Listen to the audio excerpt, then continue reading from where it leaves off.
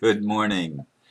Yes, I see the time, and I've been up for almost 2.5 hours, or awake. I didn't get out of bed when I first woke up. It took me a while to do that, but it was only just a little bit past 1 o'clock, and I didn't go to bed until going on 11, so I didn't get much sleep last night. It's, for me, my sleep patterns are naps.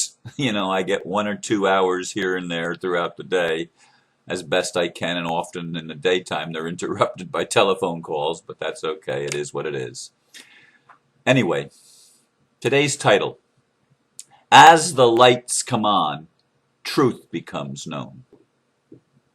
And a little blurb that I wrote a bit ago. The human race has been in darkness for a long time. And because of that, lies have prevailed. The darkness that has engulfed us is one of ignorance. We have ignored the really important stuff and failed to connect the dots that would reveal important answers to the big question. What's it all about? A modern adage reveals a clue. Follow the money. People are finally starting to do that, and what we are finding is not a pretty picture. It is one of abject poverty of spiritual values. Corruption is everywhere. People have lost contact with what really matters, and what really matters is sustainability. Can human culture be sustained when there is a lack of compassion and an unequal distribution of resources? The right answer is no. As the lights come on, truth becomes known. After I wrote that little blurb, I did a really quick Google search for Michael Ellner's quote, and it's different than what I remember it being, although there's similarities. I didn't remember one part of it. But anyway, the quote from Heal, Heal, by Michael Ellner is, "Doctors destroy health, lawyers destroy justice, psychiatrists destroy minds." I didn't remember that part. Scientists destroy truth. Major media destroys information. Religions destroy spirituality. And governments destroy freedom.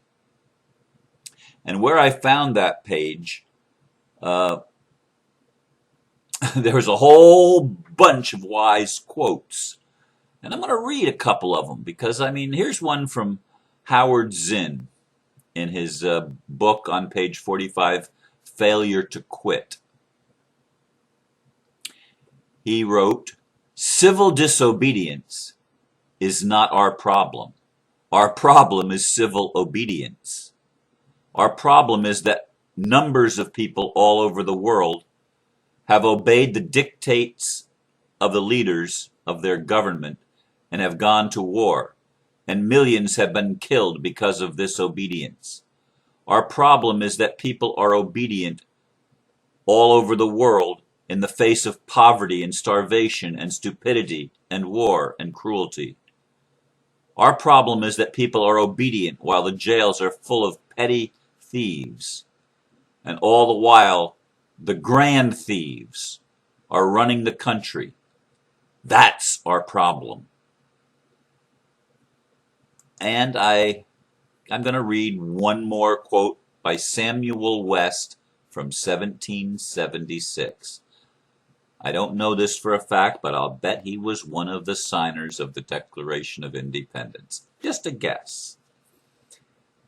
He said, "We see to what unaccountable lengths men will run once they leave the plain road of common sense and violate the law which God has written in the heart.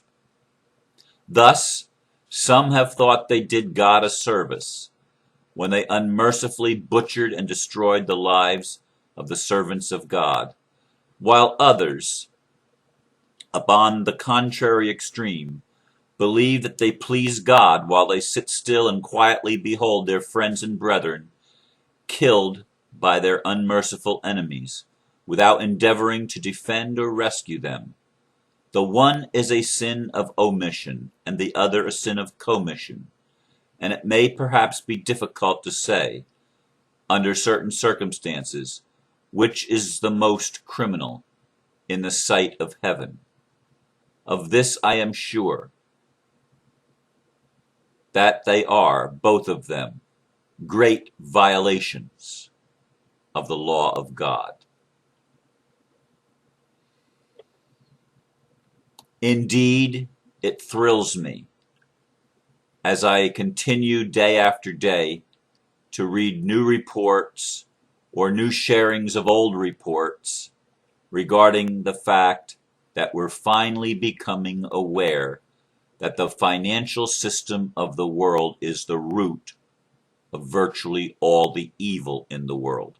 Now, of course, it has been able to thrive, the financial system has, because people are ignorant, because people are civilly obedient and say, well, that's just the way it is. Well, it's the way it is because we've been so darn stupid and so ignorant of the facts that we've allowed, literally, as Howard Zinn said, we've allowed the grand thieves to run our countries, to run our corporations, to run our institutions of higher learning, to run our media, to run virtually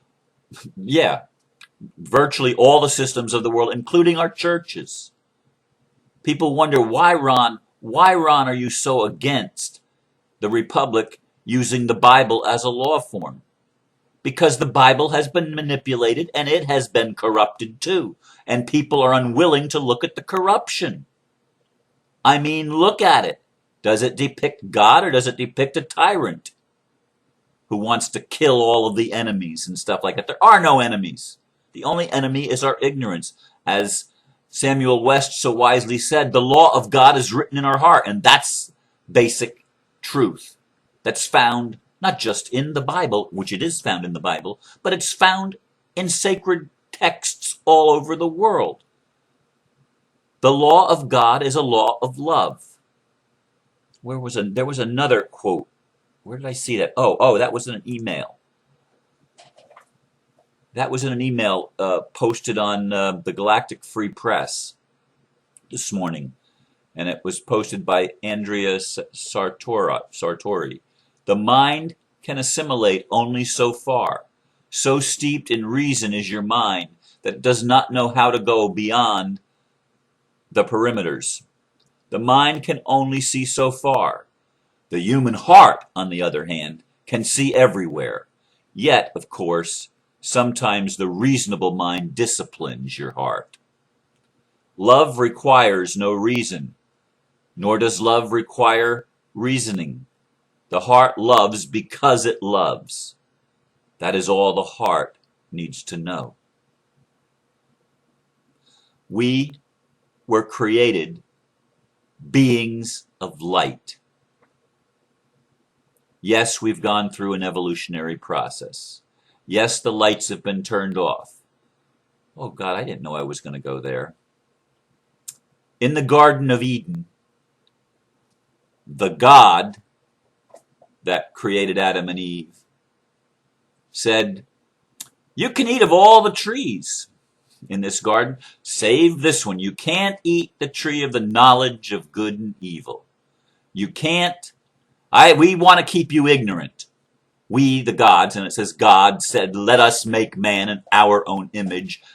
So after the image of God created he them, but it's our image, the gods. God is the gods, plural, in the Bible. Just so that you know, Elohim is plural. The gods created us.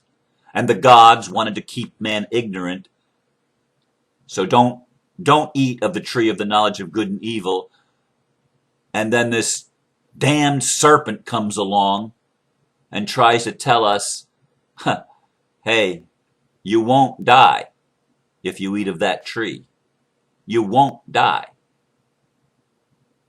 You'll be as God, knowing good and evil. And that was basically what the gods determined. That if they eat of the tree of the knowledge of good and evil, they will be like us. And then, of course, the Tower of Babel story, where they were going to build a tower to heaven, and their language was all the same. And so the God says, well, we're going to scatter them all over the face of the earth and confuse the language. Now, is God the author of confusion? There is a place in the Bible where it says God is not the author of confusion. But here God is, in the Bible, creating confusion. Now, which God is it? I want you to look at that. You say there's no contradictions in the Bible. Look at that. Look at it, you Bible believers. The Bible has been manipulated just like everything else in our culture. It has been impregnated with lies, half-truths, misconceptions, absolute, outright deceptions. And Jesus said many would come in his name saying that he was Christ, and they would deceive many. Indeed. And Paul wrote, the letter kills, but the Spirit gives life. And Jesus said to the Bible-believing people of his day, the Pharisees, you search the scriptures, for in them you think you have eternal life, but you won't come to me that you might have life. Folks, the whole world has gotten it wrong. In every aspect of human culture, we've gotten it wrong. And we're finally waking up to that. As the lights come on, truth becomes known. The truth of all the lies we've been told. The truth of all the fraud and the deception and the corruption. The truth of everything that has been going on in our world behind closed doors, in the dark corners, in the ivory towers. All over the world, corruption has ruled and reigned. But no more. The lights are coming on. People are waking up. This is 2012. This is a time of quantum shift. This is a time of newness. The New Testament ends with the words of Jesus, behold, I make all things new. And the writer to the book of Hebrews talked about new covenant, new this, new. New was the big thing. It was newness of heart, a new heart. I will place within you a new heart. Actually, it's the old heart that we were created with in the beginning, and that got perverted by the God that wanted to keep us from the knowledge of good and evil, the knowledge of truth, the knowledge of knowing how to discern between this and that.